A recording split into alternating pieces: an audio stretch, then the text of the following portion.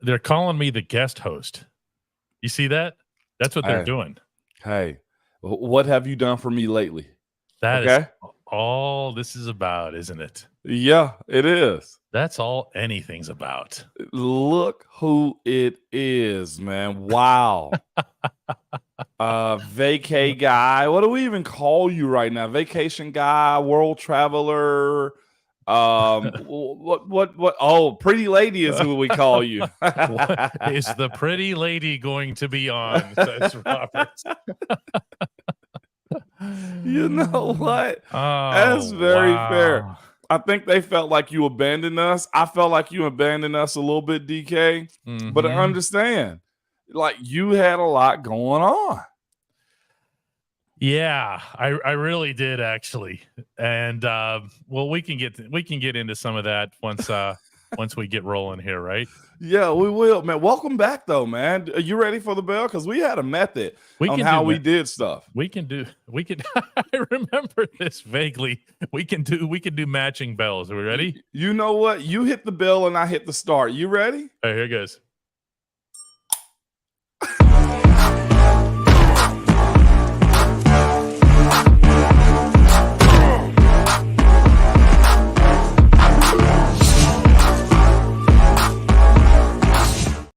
This actually is going to be Ramon's bell someday, which is a good thing. Casey Kester, one of our longtime members, got this for us. It's immensely appreciated. Yeah, I was in Milwaukee doing 4 baseball games.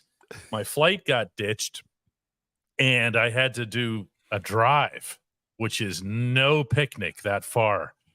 And then the Penguins made a trade. You might have heard. Yeah. And then I decided I was going to spend yet another night in Indiana writing up a hockey column. And I thought, all right, I'm just going to get up at 10 in the morning and I'm going to make it back to Pittsburgh in time for the Monday Ramon show. And no. Yeah. By the way, I need a do-over, man. I'm getting dogged right now, DK. Oh, yeah? Week bail. DK, they thought you were in jail, okay? Somebody said my bail isn't bailing. Like, there it is right there. From the uncle table, too. I think I went like that, and that does not sound good. So, hold up. There we go. That's not a bell. That's just, there it is. Golly, 2 hands is what I need on guys, this one, we are 3 days away from my next trip, which will be of much greater interest to this particular audience. That, of course, being down to Tampa, Florida, for the Steelers preseason opener against the Buccaneers. It's that night. And, Moan, what is the first thing that comes to mind that you think to yourself that you're looking forward to from that? Broderick. First thing. Yeah, you're the O-line guy. Yeah. You want to see Broderick Jones. What do you want to see from him? Man, does he fight? What does his level of competition look like? I know he was a former 5-star coming out of college, first-round draft pick. Omar them made moves to come and get a guy like him unexpectedly. I would say some would think you didn't need him, right? Oh, we're fine. We'll be okay. We'll make it through with Dan Moore Jr. No, they went and got a guy. So I want to see what a guy like this looks like in Pittsburgh. We saw what a high-round center looked like in Marquise, right? But we hadn't seen a high-round tackle. Am I tripping? No. It's no. Yeah, it's been a long time. It just hit me. Yeah. Specifically left tackle, too. Oh, that just hit me. We never drafted a high first-round left tackle. No, that was the beauty of the whole Alejandro Villanueva story. Wow. Yeah. That's news to me. Golly, how come I didn't think about this, DK? Yeah, it's been a while. I mean, they had a period, the Steelers did, where they invested heavily in terms of draft capital on the offensive line, Marquise and Dave, and then they just stopped. That's so true, man. I guess so. Yeah, Marcus was a second rounder. So, I mean, Marcus, if you consider that a high round, sure. It is. I mean, technically, from what we've done in the draft, as far as everything else, too, only thing we've really invested in is a center and a guard. Now, here's the question that I have for you, though. You say you want to see Broderick fight. Yeah. Okay. Well, no. I'm not going to put words in your mouth. What you said exactly was you want to see what it looks like when Broderick fights. But here's my question. Okay. When I've watched Broderick Jones in Latrobe, what I see is not a player who's necessarily shoving you backward. Yeah. I see someone who's just doing whatever it takes to make sure you're not going around him. And so you tell me what that looks like, because if he's doing that consistently, Moan, it doesn't look like what we would think of as an offensive lineman fighting. Do you follow me? You know what? I'm glad you challenged me to really expand on what that means right there. As Mike Jones say, who's this dude? Yeah, his name is DK. I think he kind of owns or runs the company. But this is what I want to see. His feet. What do they look like getting off? Does he have any MEs that I can noticeably see? His hands, mental errors. Does he look lost? Bone just dropped an ME on us. I know. They're gonna say you had MEs if you miss a few more days like that, DK. But what does his feet and hands look like? I think what we'll see most from a guy like him is the movement of his feet and the placement of his hands. Is he a waist bender whenever he's locked on to somebody? Meaning, does he grab somebody and they're turning the corner on him and we see his backside numbers? I'll be, for instance, watching Dejan Jones, the tackle that the Browns drafted last Thursday night.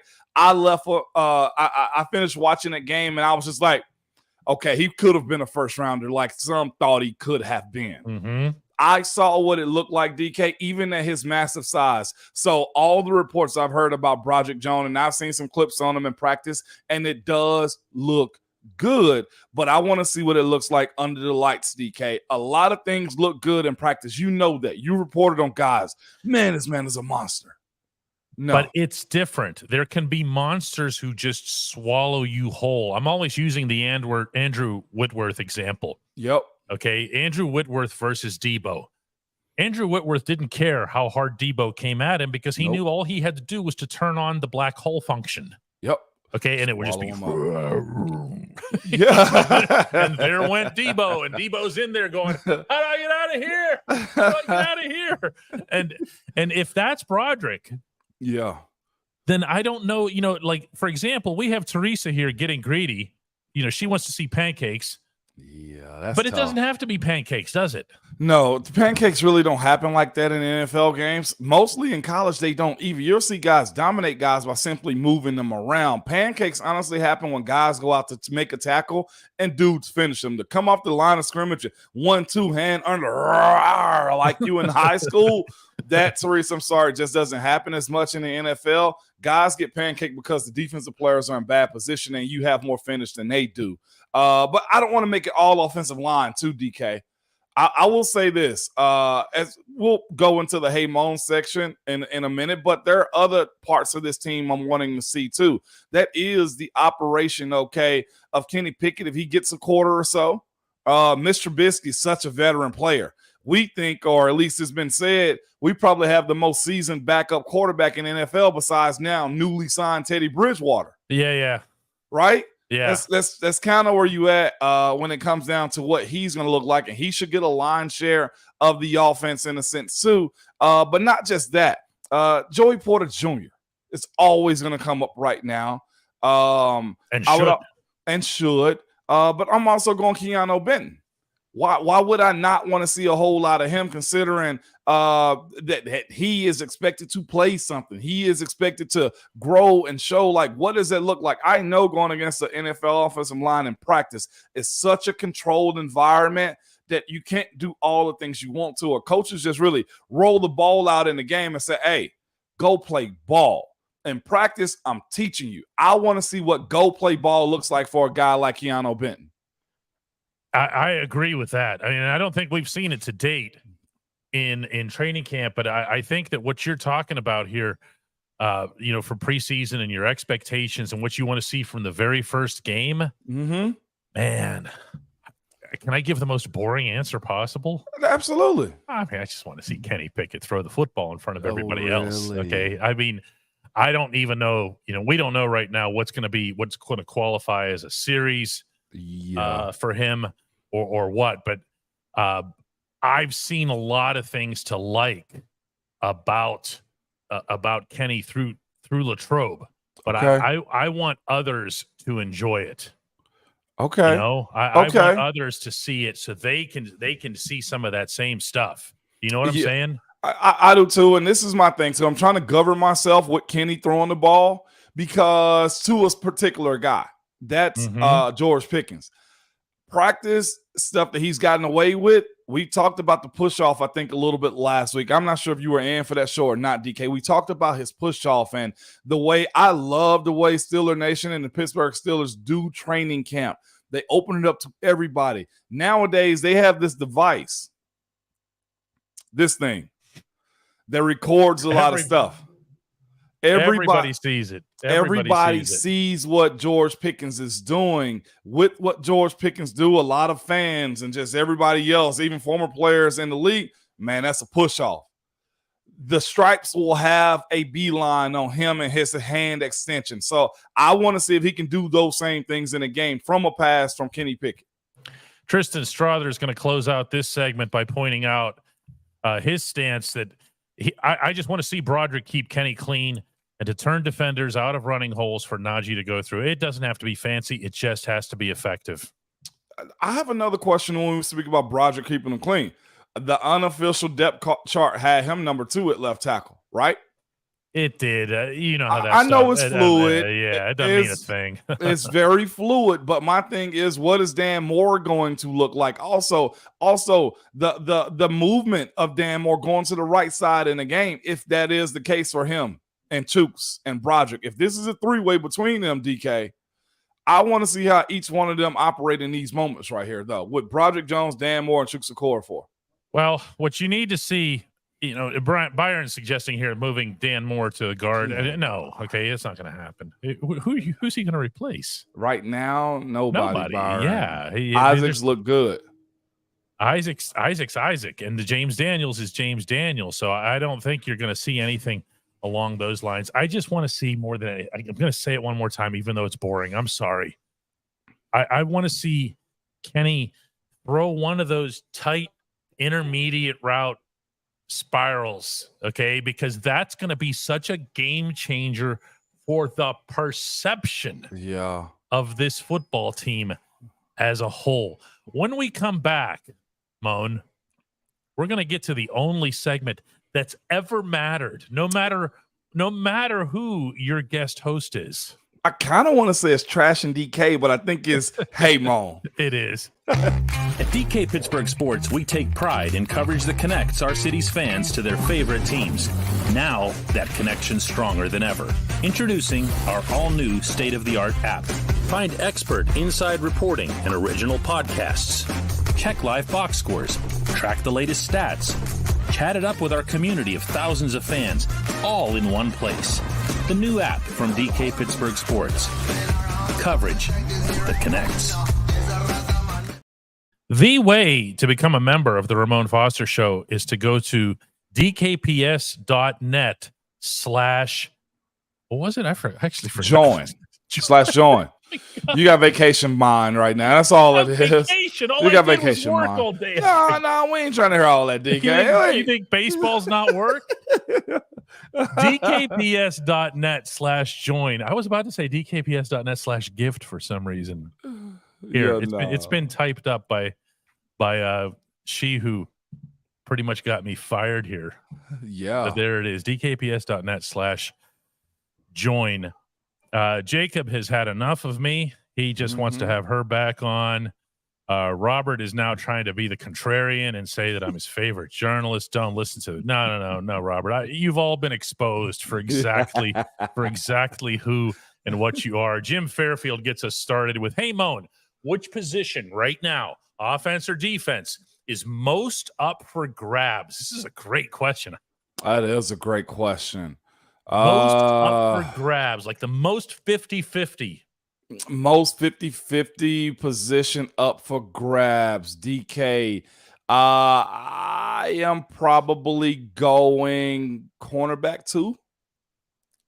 I mean, here's the thing, though.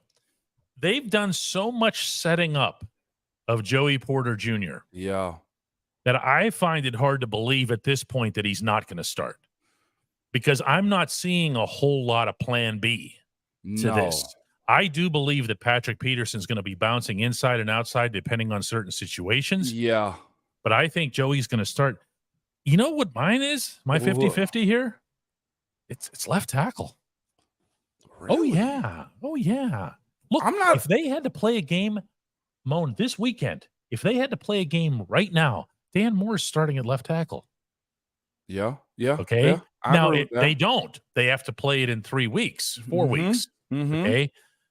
But that to me is about as 50-50 as it gets. You know, when you're expecting the young guy or hoping that the young guy vaults past the older guy, but, you know, Dan's getting his reps at both tackle positions still.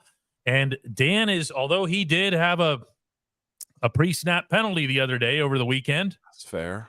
Well, I'm sure he's not taking it that way. Yeah. But he had a pre-snap penalty, a false start, and you got to see that consistency from him. But man, again, from Broderick, that's why I kind of jumped early on when you mentioned the thing about Broderick, where I was like, I think they just want to see him be boring.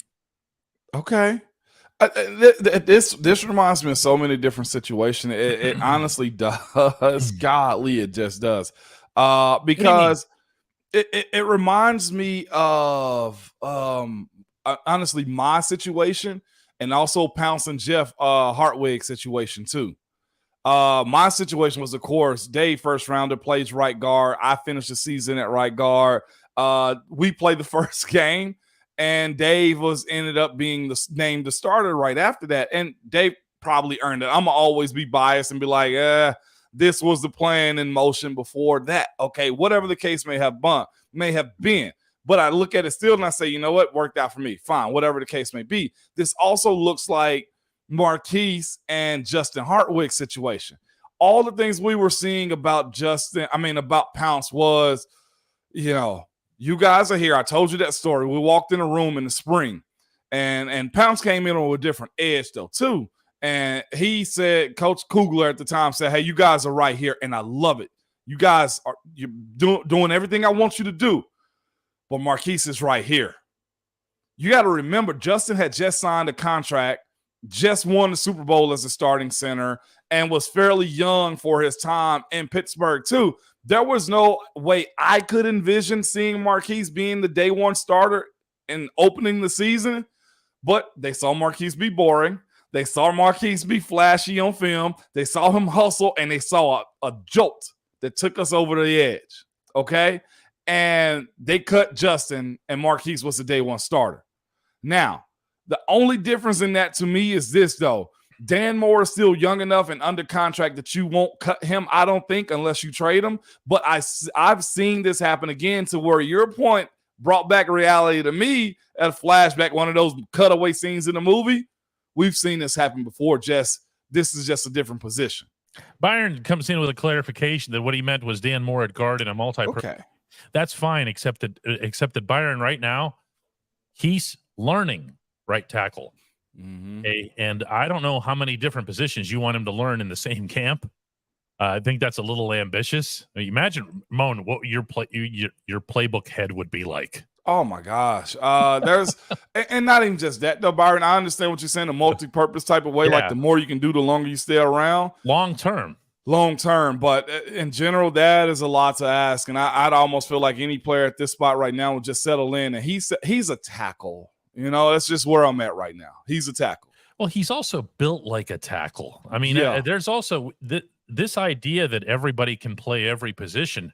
Now, Moan, I know if somebody puts a gun to your head and says, "Hey, you gotta play left tackle for us today," okay? Could you do it? Yeah, I'm gonna make it happen. It's probably gonna look a certain way. It was gonna look a certain way, but we're gonna make it happen. Absolutely, DK. But it would look a certain way more because just not knowing the plays over there. No doubt. I have to ask you this too, and I went on a little rant a couple days ago about it. Not even a rant, but the Kendrick Green to fullback. You saw that coming? Oh,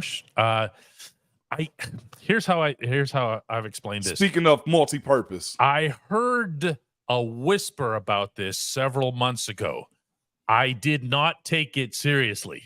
Okay. And I'm going to be honest with you further here. I didn't take it seriously after they ran it in Friday Night Lights. Okay. I just didn't.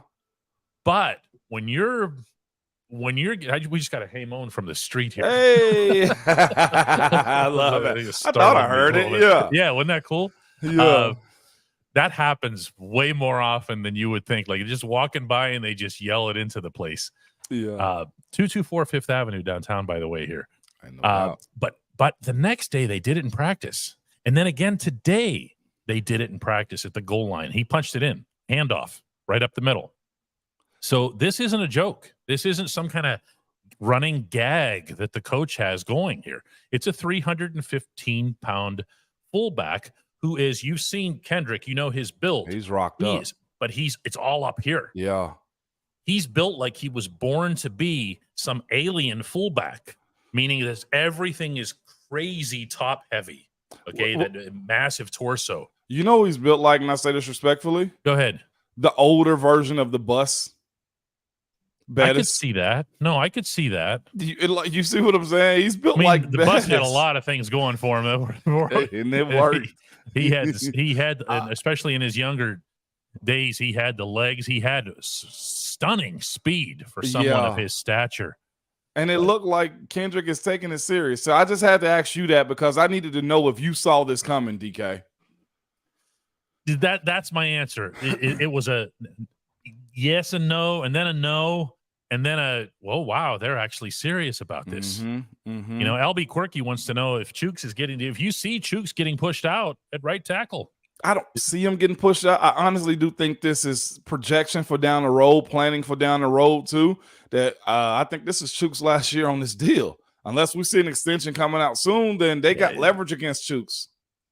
And that's what they're looking for because Dan Moore is under contract for 2 more. Yeah, and I think that's what you're seeing more than anything else here is you're seeing Dan Moore get schooled at both tackle positions for the express purpose of keeping him around, A, as a backup at both tackle positions, but B, a possible replacement for Chooks next year. Yep. You see what I'm saying? Exactly what it is. Y'all. Sean says, hey, Moan, for Broderick Jones, what impact does having Isaac Seumalo next to you have? I thought Kevin Dotson flourished as a rookie with Marquise Pouncey adjacent to him, and Kevin Dotson did not flourish. But having a guy like Isaac who's more calm, chill, smart guy, veteran in this league, with a young guy like that, Super Bowl winner too, if I'm not mistaken, you have a guy that can really teach him. He has his methods of operating. He know how to be successful in this league, and he's been on different teams, so he understands what other teams around this league look like and what they expect and what to tell a young guy. I think it'd be awesome for him if that was the case and he did win this job to just listen. Don't say a whole lot. Just shut up and just listen. The same things we used to do with Alejandro. Not shut up and listen, but bro, just pay attention to what we're telling you and everybody's going to be all right, okay? Like that's what you benefit with having such a veteran guy like him on the field with a rookie like Broderick Jones. That is Bob wants to know, hey, Moan. Yeah, it is, right? Hey, Moan, which inside linebacker do you think is the most complete out of this group? Most complete out of this group, linebacker, DK. I'm probably going to go. I'm going to throw mine in first, if you don't mind. I got mine, but you go ahead. I know you do. I just there's a reason that I want to go first here because I actually been giving this one a lot of thought because you tend to think now of inside linebackers as they're either third down guys or they're first and second down guys, obvious run situation guys, or they're attempting to be the Ryan Shazier version that goes sideline to sideline and cuts off the screen pass. The only one out of this group that I think, and I might be wrong here, could pull all that off if needed is Quan Alexander. Yeah. Okay. Now, that said, Landon Roberts is having a very nice camp, and Cole Holcomb entered camp as the guy that a lot of people thought might be the most impactful. So I don't think there's a right or wrong answer here. And my pick was Landon Roberts. Yeah, he's playing. He's balling out. Now, it's just Latrobe, but. But it makes sense, though. I got Landon because of The athletic ability is a little bit older, but the smarts come into play a little bit more right there, DK. The way he blitzes, I think, will probably outshadow the way he covers and drops in coverage too. I like Quan's coverage better than I like E. Landon. Okay, I think I like Cole Holcomb side to side better than I do either one of them as far as the efficiency of it. You really do have a three-headed monster at linebacker right now, DK. So I'm gonna be. I'll say this. I don't think you have a Robert Spillane in this group, respectfully. Wait, then in what context did you mean? Meaning a guy that can only – limited. Yeah. Okay. Very limited, yes. And that's okay to say, DK. Well, here's the other thing that you don't have in this group, and I don't say this particularly respectfully. You don't have a Devin Bush anymore. And I say that from the sense that these guys want the contact. Yeah. These guys are coming for running backs. They want nothing to do with anybody patrolling, and that goes for physical contact with people making catches too. Now, I'm not going to sit here and suggest that this is a strength of the team. I think it can very much be exposed. Yeah. But Moan, there's a lot of things I'll trade. Okay. For my inside linebackers. Okay. For them to just want to hit people. Okay. I'm with you. And these guys want that. Elandon Roberts was trying to pick fights in backs on backers. Hey, look at you get fired up. No, but you talking about me because the position has been such an embarrassment. Okay, that's real. It's nice that Miles Jack got a job this week, signed with the Eagles. For anybody who didn't hear over the weekend, good for him. Yeah. Good player when he's healthy, which he wasn't for most of last season. But this whole thing with the inside linebackers, just kind of watching guys go by and. Come on, drag down tackles and stuff like that, and arm tackles. Yeah, come on. I'm with you on that. And this is I just want to clear this up too. The perception that Shazier was just a coverage guy is not true. Oh no. Okay, all right. I know we give Vinny a lot of love for like the banger that he was, but you and I both know what Shazier would pop you and knock you out. Yes, very much so.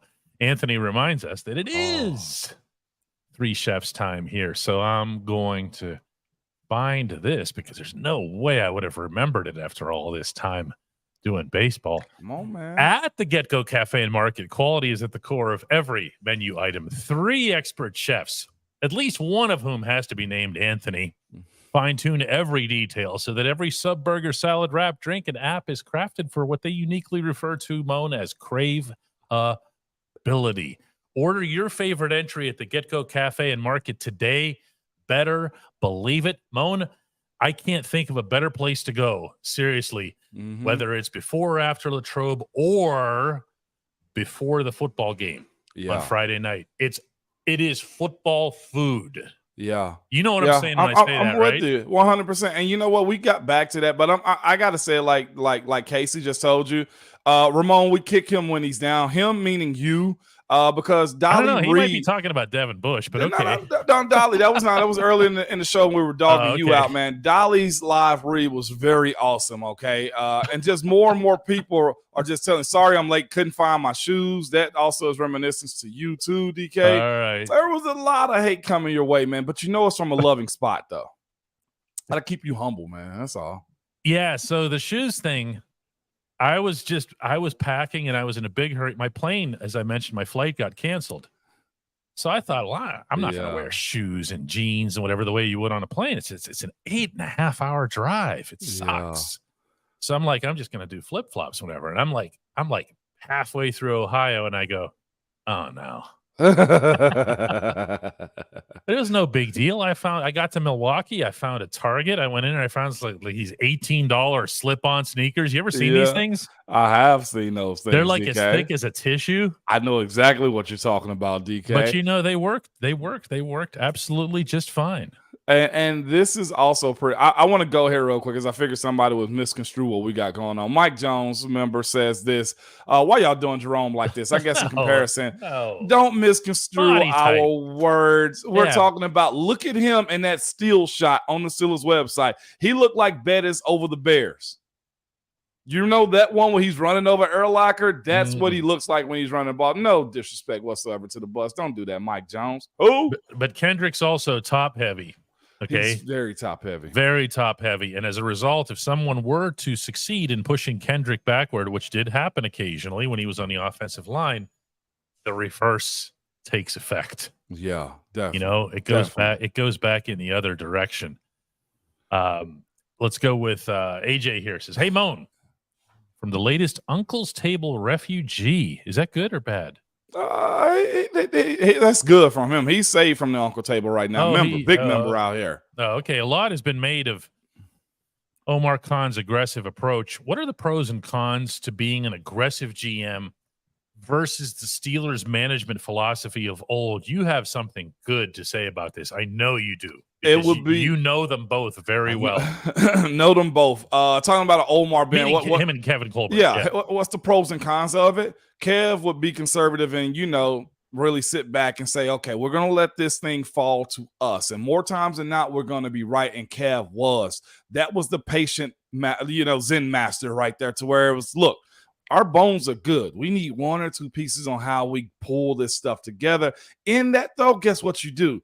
You miss some guys that could have been pieces. You probably should have cut some guys that needed to be cut. But the fact that you said it works good, why switch it around? You fall into that right there. The best part about it is you look at what Cav did over that time. You kind of say to yourself, it was good. It was real good. We never lost. He had job security. Everybody in the building was good. We may have let a coach or coordinator go here and there, but it's solid. That's what you say. Omar's approach is this. Is patient aggressiveness, right? Omar's situation is this. The moves that he made this year, how he moved around in the draft, the free agents that he signed, the signing guys early in camp before Kev possibly did, you kind of say to yourself, are you betting all on black right here? Because if you bet all on black and you're that aggressive, and he's not overly aggressive, this is just new to us as Steelers, then you say, if he strikes out, it looked that much bad.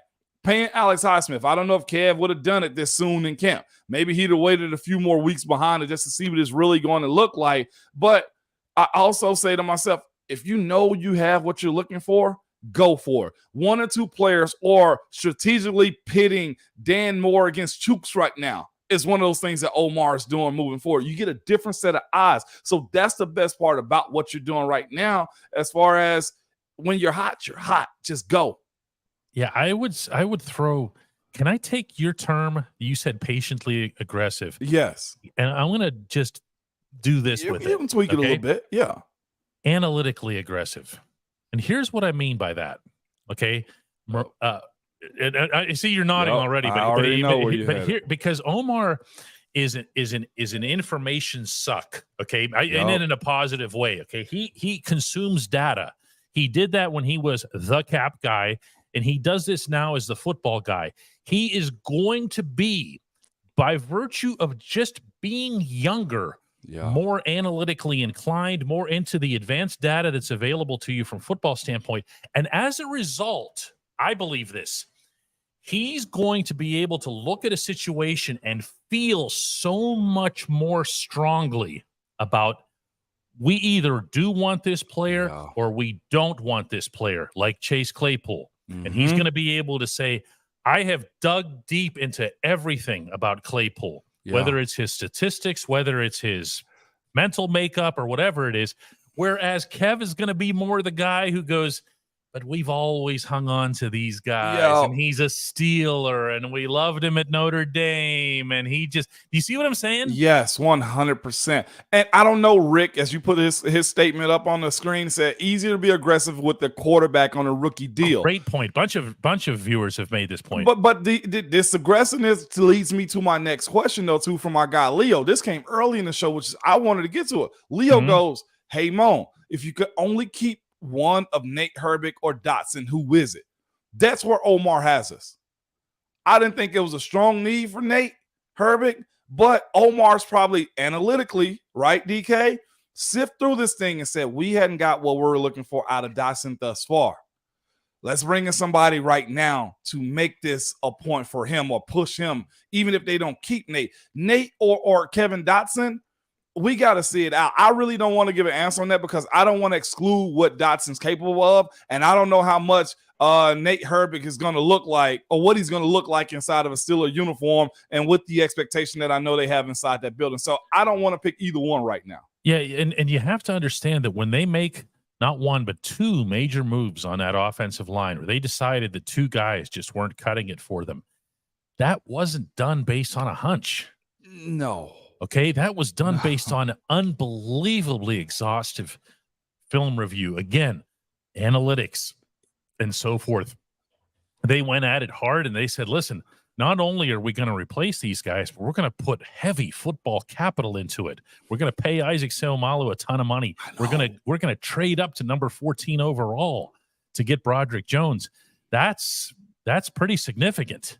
You know, so if we have the bones of Kevin Colbert, the operation with the analytics, which a lot of people probably question, what are our analytics inside the building? I know one thing that's what Alejandro, Pounce, and Dave and I spoke about when we spoke about we don't do a whole lot of analytics. We walk in the stadiums and we just simply beat people up.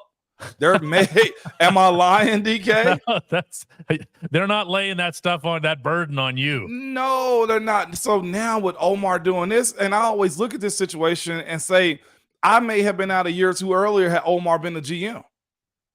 You know, or maybe Al doesn't get re-signed, or Marcus was out sooner, or D'Angelo Williams may have not got signed in a place like Pittsburgh. Like there's a lot. Le'Veon may have gotten paid. We don't know these things, DK, if Omar was there, but the analytic side of what the Steelers are doing right now does have to pique your interest a little bit more. Luke cracks me up here. Luke says, DK, I saw you at the Brewers game. This was in Milwaukee, and I totally chickened out of saying hi. Dude, I'm nobody. If you can't approach me, you can't approach like the person making your coffee at Starbucks, man. You know? I'm not going to get over this one now. I had a chance to thank Luke for being a member and a regular viewer, and it would have been in Milwaukee, and that would have been really cool. You chickened out. What do you think I was going to do? Man, you told the story last week. You and Twiz ran into each other's arms. Oh, I ran up the grass hill to embrace Twiz. Yeah. And I even shared this with everybody here, and as Dolly is pointing out here, Luke is actually Leonardo DiCaprio, so you're the really big deal here, according to your avatar. I would have been like, Leo, man. Yeah, no doubt, man. Wow, let's not let that happen again here. Please don't do that, good people. We benefit of you guys, so definitely come say something. Come on now. Tycho says, hey, Moan, with the AFC conference and the AFC North as deep and strong as it's possibly ever been, I don't know about that. How much does that weigh into a first-round quarterback in year two, leading an offense, their points per game, and ultimately team success? In other words, I think what Tycho's asking here is should we judge Kenny maybe with a curve because the division and the conference will be so tough? How much is that on the team's success? Jeez, we had this conversation while you were without shoes, DK, in another city, man. Dolly's put the shoe emojis up now, which is the best thing going. But we had this conversation though about how strong the North is, and you know what the AFC is in general. I'll say this, TBC, there is a lot on his shoulders. And if Kenny's the right guy for the job, I think he embraces this. DK said it earlier. I want to see how Kenny Pickett throws the balls in the game. I want to see what his clock management is, man. I want to see how he handles the offense moving forward. I don't think it's a lot to shoulder. I just look at it and say, dude, you signed up for this. This is one of the best 32 jobs in America, Jack. Why would you not want that on your shoulders? Unbelievable. Brian Jonker says, if DK had enough moxie to go talk to Dolly, any of us can talk to DK. I haven't been reading a lot of these out loud today. I'm comfortable taking all of your abuse, people. They are on it, DK. You can't go missing with this job, man, just so you know. They are on your neck about this, and I appreciate every petty comment that we're getting, dog. Yeah, Evan Wirtz, he claims that he drove 7 hours to see me. And I stood him up last Friday. I was in Milwaukee. Wow. No, and I drove. That wasn't even like close. How far? That was 8 hours? Wade claims 8.5. Wade claims that he'll cry like a girl when he meets me. Get out of here. Okay. The guy next to me is a star. The guy next to me is an 11-year NFL starter. I am literally the nobody reading the questions out loud to him. They were calling you the glue guy of the show, too, by the way. That's actually a real good compliment, the glue guy. Bob Schreiner says, find this one here. Oh, no, this is something else here. It's right here. Oh, it keeps bouncing around. Here it does. Comments are coming. There we go. I love the many pieces that add to Kenny's chances this season. Allen Robinson in a slot, Calvin Austin taking the top off, Darnell Washington going up high. It just goes on giving us so much to be optimistic about. Bob, yeah, but I'm going to throw another visual at you, okay? Even though the offensive lineman is infinitely better equipped than me to do this, but I want to throw out one visual from you at Latrobe, because you've been watching the Steelers right now for a couple of years play with real struggles in pass protection, okay? Yeah. And I can tell you guys, this shouldn't be any secret to anybody, that the guy next to me here was driven nuts by this. Okay. Yeah. I'm the one getting texts from him in the middle of the game. Okay. All right. Imagine the difference with this offense just having pass pro, nothing else. Yeah. Okay. We're all talking about the toys, and that's what these are. Darnell and everybody else, and Calvin and everything. And that's fun. George Pickens is doing everything fun. None of this matters if those guys aren't setting a pocket for Kenny, and they're doing it, and they are doing it. I'll tell you this, Bob, with that optimism that you have, and I'm an optimist, DK, you would probably say that, right? It's never that bad. Yeah. Mm-hmm. It's kind of tapered a little bit, because what you're seeing is stuff that's being tried out in practice that may or may not be used in games. I don't know how strong of a passing game Darnell Washington is going to have. I just don't. It's hard to say that. That ain't nothing that he's ever been asked of. That's something he maybe have to grow into in year two. That's also a game plan situation too. How do you plan to make this a play or phase for him in the game in order for us to win? It'll be limited. It'll be limited, and it'll be red zone. To your point, we want to see those Ferrari pieces, right? I hope it ain't Ferraris and break easy, but we want to see those Ferrari pieces be boring and make routine plays too, the same as the offensive line. Like Kenny or George making those acrobatic catches, Deontay getting to the end zone, all those types of things. Allen Robinson resurging his career. That right there will be bonus for us. Mm-hmm. Donald responds, I love that Kenny's a grinder and he loves to study and learn his craft. He will figure it out. My only question is, can he take the punishment? Donald, I don't know that he has to. Huge. Okay, where is it written? You know, we knew 2 years ago Ben was going to get clobbered. Mm-hmm. Okay, Ben knew it. That Ben is no dummy. Okay, yeah. Ben looked at that O-line, and as much as he was trying to pump their tires and make sure that they have – there's a reason that Ben was releasing the ball in a negative 0.004 seconds. Dog. Okay, yeah. He knew that. Yeah. This past year started to see a lot of the same thing, but you knew Mitch was going to get hit. And when Kenny came in, remember what was everybody's main concern about Kenny? You're going to get him killed. Can you protect him? Yeah. Can you protect him? Yes. Why should he take the punishment? Or can he also protect himself? I brought that up the other day too, DK. He's got to protect. You can't be Superman. That's what we need to see out of him in the pocket this year. Yeah, I mean, he's going to be moving, and you know what? Dave Shipley comes in. We have 600 people watching this. We have 83 likes. That can't be it. No. He needs to refresh his. Dave got to refresh his. Exit out and come back in. We're way higher than that, DK. Oh, we are. Okay. We are. We have. It has my 607 apologies for doubting anybody. With 229 likes, 229 likes on here, DK. That's what we got going on right now. Slap Murphy says watching Darnell Washington running down the middle of the defense makes me think he's running through a bunch of 12-year-olds. It's so intimidating if he stays healthy. Yeah, he does have that snowball rolling downhill effect. Once he catches it, if you let him turn and start going, it's going to be a Vance McDonald type problem. Speaking of a game being played in Tampa, Florida this week. Can we talk about 12-year-olds again with our guy Luke? Hey, Moan, if Dan Moore plays poorly, is he Dan less? Oh, no. The door is that way, okay, Luke? See, now you should have worried about meeting me, because that would have been completely unacceptable. I would have turned and stormed away from you rudely. Matthew finally makes it to a live show. What took so long, Matthew? I And now the know. next step is becoming a member. Yeah. The next step is finding dkps.net/join to become a member of this little project here. Routine. There it is, right there. Did you find it? Yeah, I found DK. I'm always looking out for you, baby. There we go. Eric Shulo comes in with an interesting viewpoint. It's not. There's something of a hey-moan. He says Jaylen Warren's the best pass protecting running back on this team. He also may be one of the best I've seen, period. Is it weird that I get excited over a running back who pass blocks? Eric Shulo.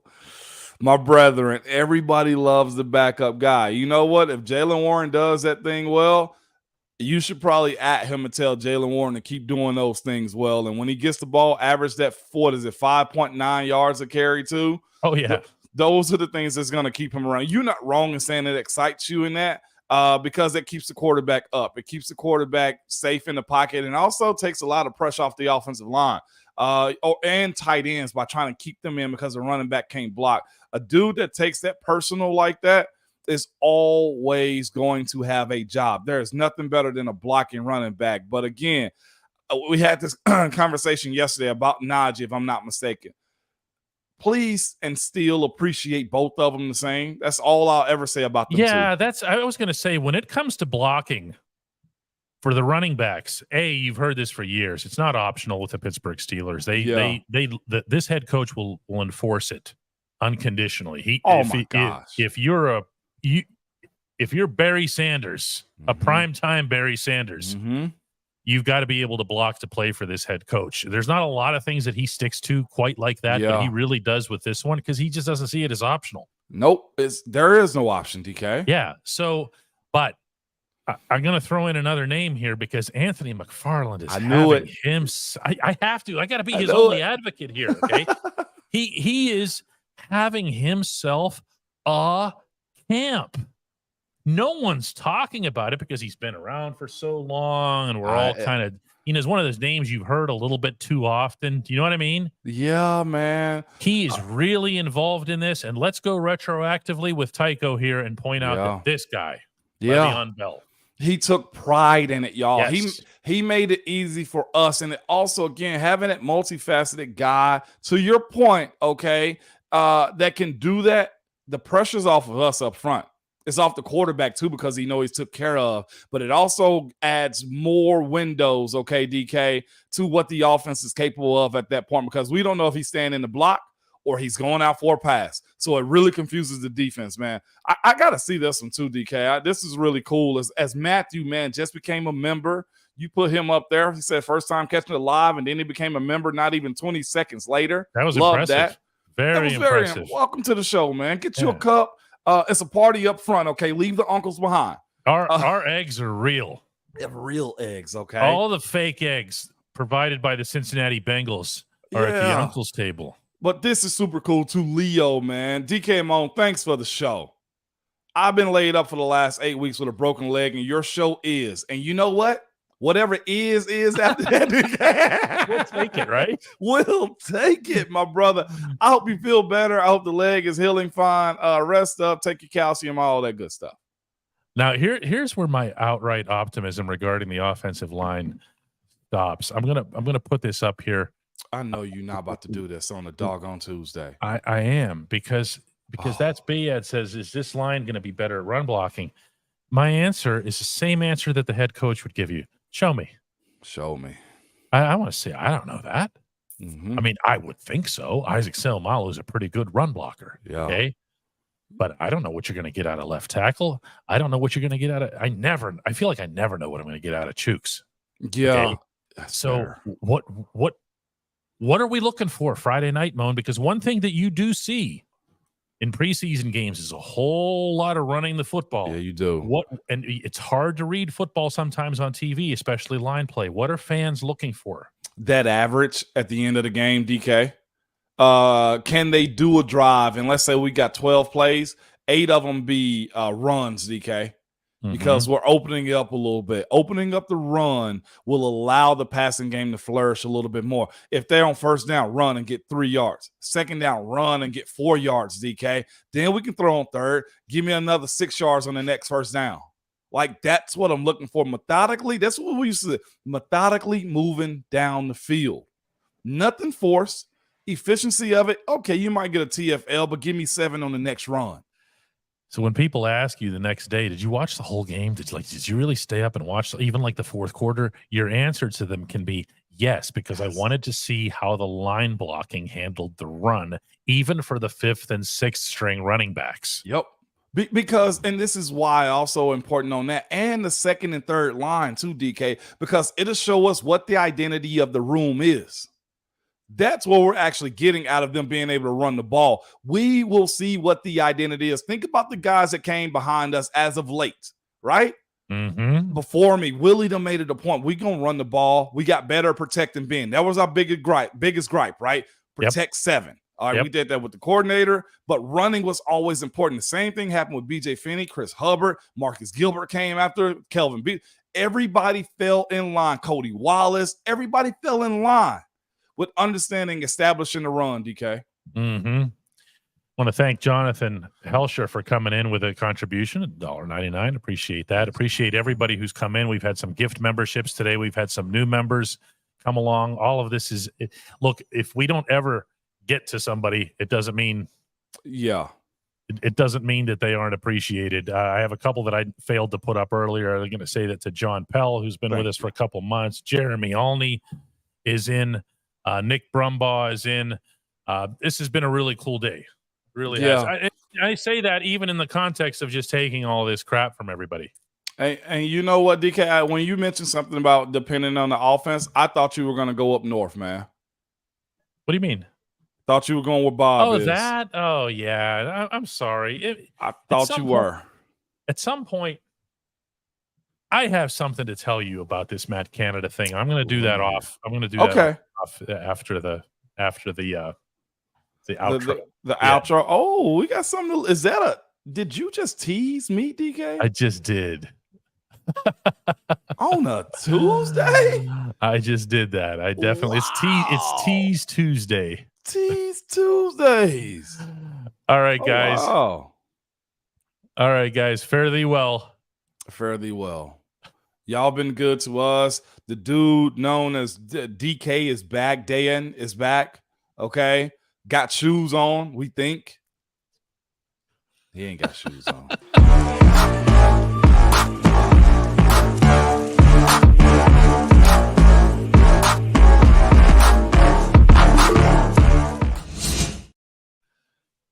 And what would that be for? That's $1, baby. One of these a month, baby. Get you in here with us, man. Oh, get away from that uncle table. There's even a penny that comes back. You feel me? You get change with this, man. Wait a second. What's happening here off camera? What is this? What was this? Hey, there she is. I saw money. Go on, put her back in the shadows, DK. Enough of you. No doubt, DK. You got a little bit of info for us, man. What you got going on? I think I'm gonna wait till we're off camera on this one. Okay.